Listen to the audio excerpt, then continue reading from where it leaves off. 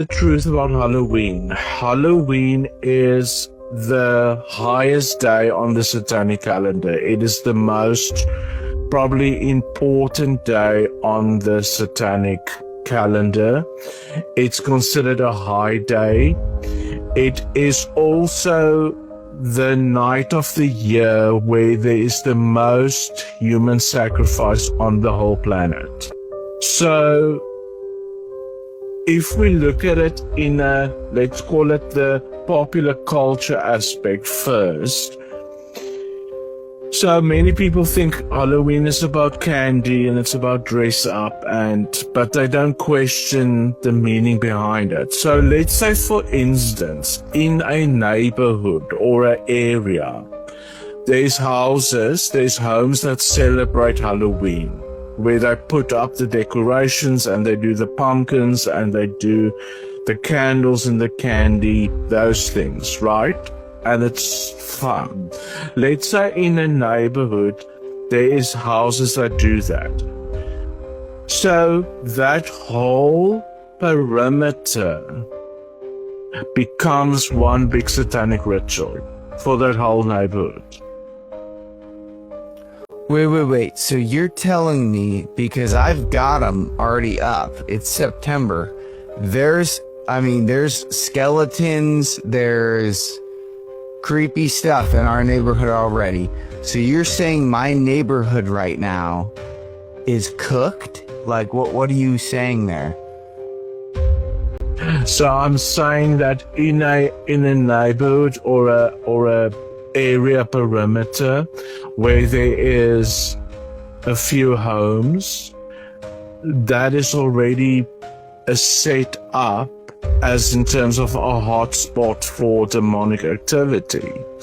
And anybody, whether they're Christian or non-Christian, that have open doors, that moves or lives in a neighborhood like that, will be affected.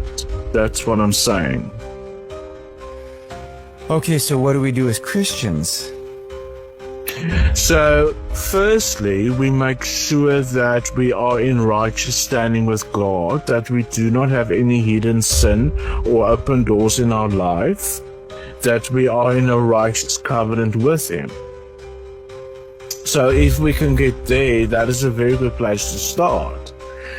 And then it is about praying, like being in serious prayer, that people who celebrate Halloween, whether they're being a Satanist or an atheist or someone having fun, that whilst they're doing that they will actually have a true encounter with Christ. A festa hoje do Halloween é uma data do calendário do satanista.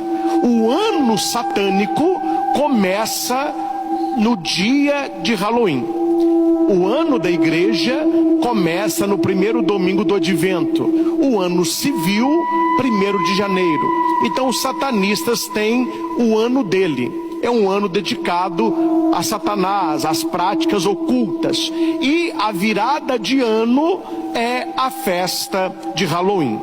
É nesta noite em que eles celebram às 3 horas da madrugada a missa negra, que eu não vou aqui expor porque é muito constrangedor, mas é tudo feito o contrário da nossa, e eles blasfemam contra a Eucaristia. Muitas moças que são satanistas, elas engravidam 7, 8 meses antes, para que nesta madrugada do Halloween eles possam oferecer as crianças em sacrifício a Satanás. E não sou eu que estou dizendo. O fundador do satanismo norte-americano, ele vai dizer o seguinte: agradeço aos pais cristãos por deixarem pelo menos uma noite os seus filhos cultuarem Satanás na noite de Halloween. Então não é uma frase da igreja nem do Papa, é alguém ligado ao satanismo agradecendo a nós, os que não têm conhecimento, por estas práticas ocultas. Olá, gente linda, a graça e a paz do nosso Senhor Jesus Cristo. E o versículo para nós meditarmos hoje está em 2 Coríntios, capítulo 11, versículo 14, que diz assim: E não é maravilha, porque o próprio Satanás se transfigura em anjo de luz. Porque é assim que Satanás age. Ele, sendo mau, se disfarça de bem. Sendo danoso, se disfarça de bom.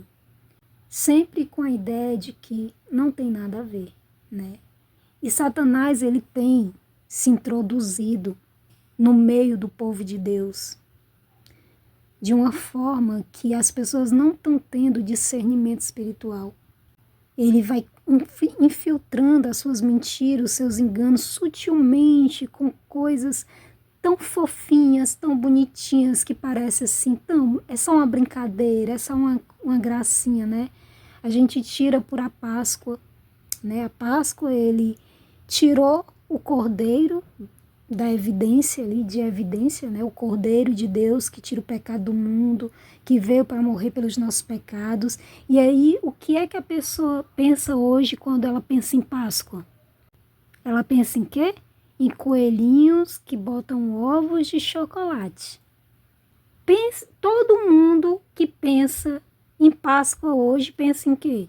Coelhinhos que botam ovos de chocolate. E isso entra na vida das pessoas sutilmente, como se nada tivesse acontecendo, como se fosse uma coisinha tão linda, tão, né, tão bondosa, coisa tão fofa. Tirando o quê? Tirando o sacrifício de Cristo que foi feito por nós. Porque a Páscoa representa isso, a libertação do povo de Deus, que veio pelo sacrifício do Cordeiro. Mas os próprios cristãos não estão vendo isso. E estão aceitando essas coisas entrar sutilmente no meio do povo de Deus. O Natal, que é o nascimento do Filho de Deus, a vinda do Filho de Deus ao mundo, né? A luz vindo ao mundo. Aí eles colocam um Papai Noel que dá presentes. E aí as pessoas esquecem do nascimento de Jesus e só focam em presentes de Natal. E mais uma coisa aqui, que sutilmente vai entrando e as pessoas vão achando isso tão normal, essa é uma brincadeira. Não é, gente. Não é. E nós só temos discernimento quanto a essas coisas quando nós entendemos o mundo espiritual. Quando nós temos discernimento espiritual para entender o agir de Satanás no mundo. Porque muitas pessoas estão até brincando de ser demôniozinhos. E acham tão lindinhos, né? As crianças vestidas de Satanás, de chifrinho, de rabo, não é? Mas é o Espírito Santo que nos dá discernimento para nós reconhecermos o mal transvestido de bem. Quando guardamos a palavra de Deus no nosso coração. O apóstolo Paulo nos adverte no capítulo 6 de 2 Coríntios. Ele diz para nós não nos associarmos com as obras das trevas. A ideia de que não pode haver ligação entre luz e trevas é uma afirmação baseada nesse capítulo 6, que reforça a importância de saber separar a fé da prática do mal. O princípio é que a luz de Deus, que é a verdade, anula a escuridão do pecado e do mal, que é a ausência de Deus e da sua luz, impedindo que ambas existam juntas no mesmo espaço ou coração. Na teologia, a passagem bíblica de 2 Coríntios, capítulo 6, versículo 14, é frequentemente citada, quando diz: não vos prendais a um jugo desigual com os infiéis. Porque que sociedade tem a justiça com a injustiça? E que comunhão tem a luz com as trevas? Tendo como analogia aqui que a luz é vista como a verdade, a retidão que vem de Deus, enquanto que as trevas são a ausência de luz, a escuridão, o mal e o pecado. Assim, a presença da luz expulsa as trevas e não pode coexistir no mesmo lugar. Essa frase também é usada para instruir os fiéis a não se associarem às práticas consideradas pecaminosas, evitando assim uma união que possa afastá-los da luz. A união de luz e trevas é vista como impossível. E quando uma pessoa se submete à vontade de Deus, a influência das trevas é eliminada e a pessoa é transformada, passando a refletir a luz, ou seja, a pessoa passa a levar o conhecimento da verdade para os que não a têm. Lembra que o Senhor Jesus disse que os seus discípulos são a luz do mundo? Nós que cremos na verdade, que é a palavra de Deus, somos os representantes de Deus e devemos levar essa luz onde há trevas, no sentido de que devemos levar esclarecimento, revelação da palavra de Deus onde não há conhecimento. As definições de luz e trevas são: luz, revelação, conhecimento e entendimento. Trevas é a ausência de conhecimento, ignorância, falta de revelação. Então nós não podemos andar no meio das pessoas que não têm conhecimento da verdade, compactuando com a falta de conhecimento delas, como se nós não soubéssemos da verdade. Tem muitas pessoas aí que elas vê o erro, elas vê as pessoas agindo errado, mas elas não confrontam o erro, elas não mostram para as pessoas que elas estão erradas. E Deus está vendo isso, minha gente. Deus não quer que a gente fique calado, vendo a pessoa agindo errado sem saber. A pessoa não sabe que ela está agindo errado, porque ela não tem o conhecimento. Então, nós que já temos uma certa revelação do que diz a palavra de Deus sobre tal assunto, nós temos por obrigação de abrir os olhos das pessoas. Porque o Senhor, Ele vai prestar conta com a gente sobre isso. Ele vai nos julgar a respeito disso, né? Pelo contrário, nós devemos dar entendimento a elas para que elas decidam andar na luz. Pois os olhos do Senhor estão sobre nós para ver se assim agiremos. Deus não leva em conta o tempo da ignorância. O que isso quer dizer? Quer dizer que Deus não é injusto. Ele sabe quando a pessoa não tem o conhecimento da verdade sobre determinado assunto e está praticando aquilo. Ele não vai cobrar obediência a respeito disso se a pessoa não sabe. Mas quando ele vê que a pessoa já ouviu a verdade, ele espera que a pessoa corresponda agindo em fé. Ou seja, fazendo o que a palavra diz para a pessoa fazer. Isso é andar na luz. Quando a gente recebe a revelação de Deus, quando algo é esclarecido para nós, Deus espera uma correspondência, Deus espera que a gente tenha uma atitude correspondente ao que a palavra dele diz. Por isso a palavra de Deus é pregada, por isso a palavra de Deus é ensinada, para que as pessoas venham para a luz, como o Senhor Jesus disse, né? Que aqueles que temem a Deus, eles veem a luz e eles se aproximam da luz. Mas aqueles que não querem obedecer a Deus, eles veem a luz e eles se escondem da luz, eles não querem saber a verdade. Por quê? Porque eles querem continuar no engano, na mentira, porque eles sentem prazer no pecado. Mas Deus ele vai se revelar para aqueles que querem conhecer a Ele, para aqueles que têm o desejo de verdadeiramente saber o que é a verdade, né, para que elas possam andar em verdade. E todas as vezes, escute isso, todas as vezes que a palavra é ministrada a nós, que nós entendemos o que a palavra está dizendo, Deus espera que a gente corresponda a essa verdade, agindo em fé, em obediência à sua palavra. Porque se nós, mesmo sabendo da verdade, a gente decidir continuar no engano, no erro, nós vamos prestar conta disso. No dia do Senhor vai ter lá, vai mostrar para nós a nossa vida.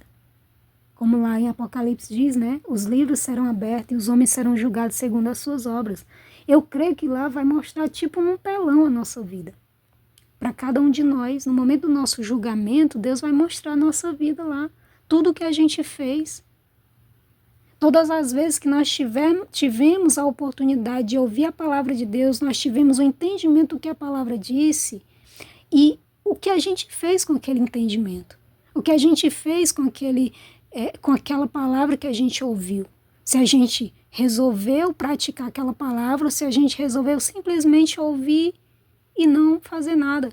Ser somente um ouvinte, como a palavra de Deus diz, não sejais apenas ouvintes da palavra, mas praticantes. Ou seja, você ouviu a palavra, procura botar em prática na sua vida. Se você entender o que a palavra de Deus está dizendo, começa a fazer.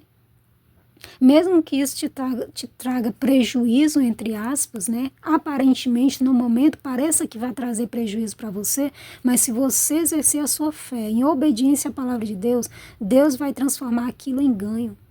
Você não tem perda com Deus, nós não temos perda com Deus em nada.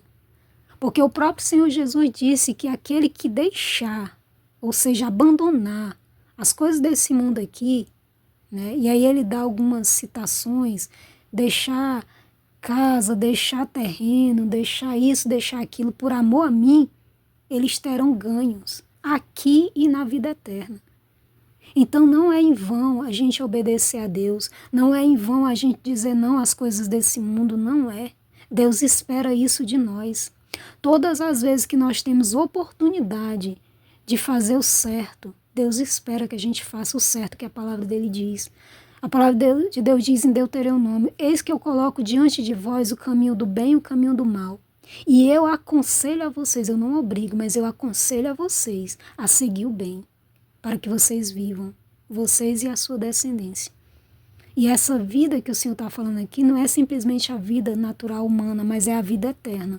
Porque a nossa obediência aqui vai ter frutos eternos.